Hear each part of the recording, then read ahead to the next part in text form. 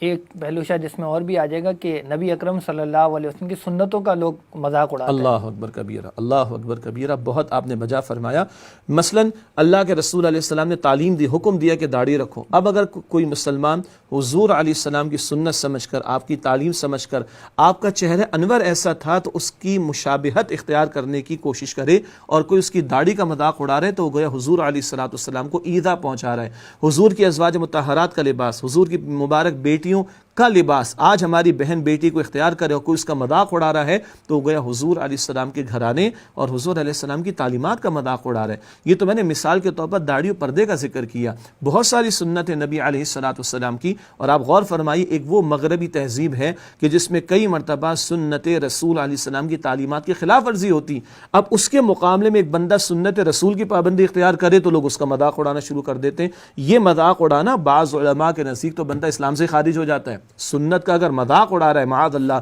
تحقیر کر رہا ہے، تو وہ اپنے ایمان کی تجدید کرے۔ بعض علماء نے تو یہاں تک اس بات کو بیان فرمایا، تو بجا آپ نے فرمایا کہ سنت رسول علیہ السلام کا مجموعی اعتبار سے ادب اور احترام، اور نبی علیہ السلام کی جو مبارک سنتیں اور ادائیں ہیں، ہاں بعض ادائیں سنتیں وہ ہیں جو فرض درجے کی نہیں، اگر کوئی عمل نہیں کر رہا تو ایک الگ بات ہے، لیکن کہ اس کا مذاق اڑانا شروع کر دے یا ان پر عمل کرنے والے کا مذاق اڑانا شروع کر دے، وہ اپنے ایمان کی خیر منائے۔